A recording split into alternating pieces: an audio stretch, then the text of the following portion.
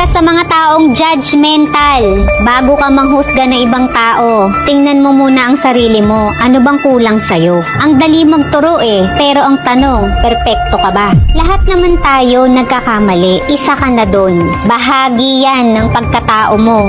Imbis na magmadali ka sa pagpuna sa kinikilos ng iba, subukan mo munang intindihin ano ba ang pinagdadaanan at ano ba ang nararamdaman nila. Itrato mo ang ibang tao ng kung ano ang gusto nilang itrato rin sa'yo. Lahat ng bibitawan mong salita laban sa ibang tao ay doble ng balik sa pagkatao mo. Tandaan mo, ang panghuhusga ay madalas na nagsasabi ng higit pa tungkol sa taong nanghuhusga kaysa sa taong hinuhusgahan niya. Kaya bago ka pumuna, manalamin ka muna at tanungin mo ang sarili mo. Perpekto ka ba talaga? Bago mo husgahan ng isang tao, mag-isip-isip ka muna.